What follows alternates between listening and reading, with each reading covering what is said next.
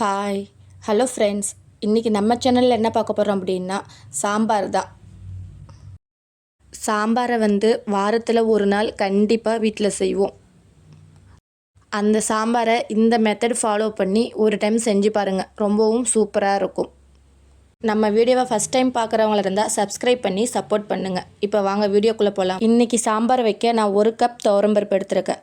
அதை ஒரு குக்கரில் சேர்த்துட்டு தண்ணி ஊற்றி ஒரு 2 டைம் வாஷ் பண்ணி எடுத்துக்கோங்க.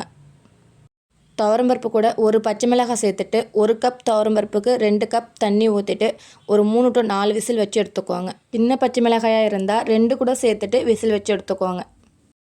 இந்த சாம்பாருக்கு ஒரு பெரிய வெங்காயம், கேரட்டு, முருங்கைக்காய், மாங்காய், கத்திரிக்காய் இதெல்லாம் எடுத்துருக்கேன். அது கூட ஒரு பெரிய தக்காளி.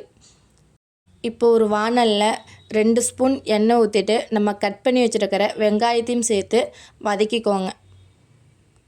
பெரிய வெங்காயத்துக்கு பதிலாக சின்ன வெங்காயம் இருந்தால் கூட சேர்த்து செய்யுங்க. இப்போது வெங்காயம் கண்ணாடி பதம் வர வரைக்கும் வதக்கி விட்டுட்டு நம்ம கட் பண்ணி வச்சுருக்கிற தக்காளியும் இது கூடயே சேர்த்து வதக்கிக்கோங்க. வெங்காயம் தக்காளி சீக்கிரமாக வதங்குறதுக்கு நம்ம எப்போவுமே சேர்க்குற மாதிரி 1 ஸ்பூன் உப்பு சேர்த்து வதக்கிக்கோங்க.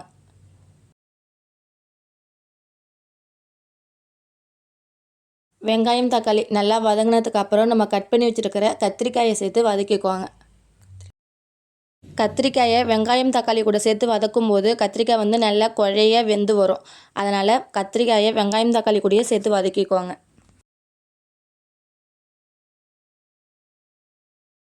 கத்திரிக்காய் கொஞ்சம் வதங்கினதும் நம்ம கட் பண்ணி வச்சுருக்கிற மற்ற காய்கறிகளையும் சேர்த்து வதக்கிக்கோங்க. மாங்காயை நான் இப்போதைக்கு சேர்க்கலை. மாங்காயை குழம்பு கொஞ்சம் கொதிச்சதுக்கு அப்புறமா சேர்த்துக்கலாம். ஏன்னா இப்போயே சேர்த்துட்டோம் அப்படின்னா மாங்காய் ரொம்ப குழஞ்சி வந்துடும். காய்கறிகளை கொஞ்சம் நேரம் வதக்கி விட்டுட்டு அதுக்கு ஒரு 1/2 ஸ்பூன் மஞ்சள் தூள், 2 ஸ்பூன் சாம்பார் மசாலா, 2 ஸ்பூன் குழம்பு மிளகாய் தூள் எடுத்துருக்கேன். காரம் கொஞ்சம் கம்மியாக தான் இருக்கும். ஏன்னா நம்ம பருப்பு கூட பச்சை மிளகாய் சேர்த்து வேக வச்சுருக்கோம்ல, அதுவும் கொஞ்சம் காரமாக இருக்கும். அதனால் உங்கள் விருப்பத்துக்கு ஏற்ப காரம் சேர்த்துக்குவாங்க. இதுவே நீங்கள் தனியாக சேர்க்குற மாதிரி இருந்தால் 2 ஸ்பூன் மல்லித்தூள், 1 ஸ்பூன் மிளகாய் தூள் சேர்த்து வதக்கிக்கோங்க. அதே மாதிரி காய்கறிகளும் உங்கள் விருப்பத்துக்கு ஏற்ப சேர்த்துக்கலாம். முள்ளங்கி, பீன்ஸு, அவரைக்கான்னு சொல்லிட்டு உங்கள்கிட்ட எந்த காய்கறிகள் இருக்கோ சேர்த்துக்கோங்க. இப்போ காய்கறிகள் கொஞ்சமாக வதங்கினதுக்கு அப்புறம் அது கூட காய்கறிகள் முழுகிற அளவுக்கு தண்ணி சேர்த்து ஒரு 5 நிமிஷம் கொதிக்க வச்சுக்கோங்க. சாம்பாரை பொறுத்தவரை காய்கள் ஒரு 4-5 இருக்கிற மாதிரி சேர்த்துக்கிட்டிங்க அப்படின்னா குழம்பு ரொம்பவும் நல்லாயிருக்கும். அதனால் உங்கள் விருப்பத்துக்கு இருக்கிற மாதிரி காய்கறிகளை சேர்த்துக்கோங்க. இப்போது இந்த சாம்பாருக்கு ஒரு சின்ன நெல்லிக்காய் சைஸ் புளியை ஊற வச்சுக்கிறோம். சாம்பாரை பொறுத்தவரை புளி கொஞ்சமாக தான் ஊற்றணும். அதனால் ஒரு சின்ன நெல்லிக்காய் சைஸ் புளியை ஊற வச்சுக்கோங்க. குழம்பு ஒரு 5 நிமிஷம் கொதிச்சதுக்கு அப்புறம் நம்ம கட் பண்ணி வச்சுருக்கிற மாங்காயும் இப்போது சேர்த்துக்கலாம். இந்த மாங்காய் புளிக்கலை, அதனால் நான் புளி சேர்த்து குழம்பு வைக்கிறேன். அப்படி ஒரு வேளை நீங்கள் மாங்காய் சேர்த்து குழம்பு வச்சிங்க அப்படின்னா உங்கள் மாங்காய் புளிக்குதான்னு சொல்லி பார்த்துட்டு புளி சேர்த்துக்கோங்க. இப்போது குழம்புல மாங்காய் போட்டதுக்கப்புறம் நம்ம ஊற வச்சிருந்த புளியை கரைச்சி இதோட சேர்த்துக்குவாங்க. புளி ஊற்றினதுக்கப்புறம் ஒரு 5 நிமிஷம் கொதிக்க வச்சிங்கன்னா புளியோடைய பச்சை வாசனையும் போயிடும், மாங்காயும் வெந்து வந்துடும். அதனால் புளி ஊற்றினதுக்கப்புறம் ஒரு 5 நிமிஷம் கொதிக்க வச்சுட்டு நம்ம ஏற்கனவே வேக வச்சுருந்தோம்ல துவரம்பருப்பு, அதை கரண்டி, மேஷர் அப்படி இல்லைன்னா மத்து வச்சு நல்லா மசிச்சு எடுத்துக்கோங்க.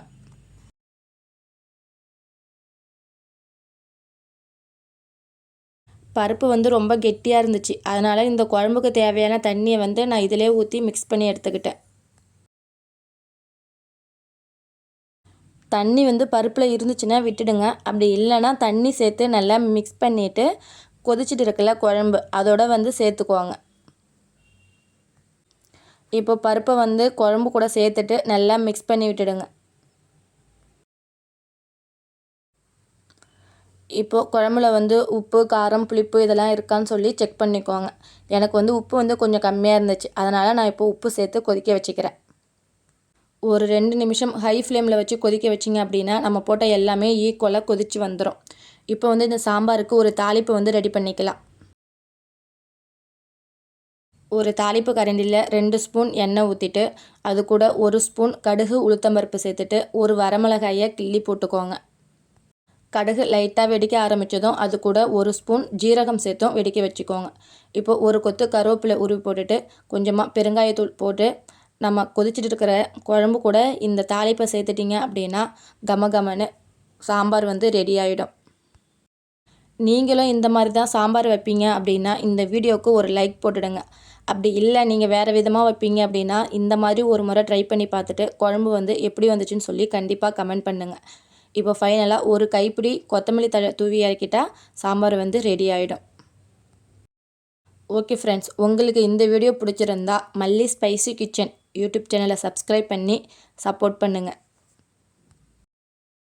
பாய்.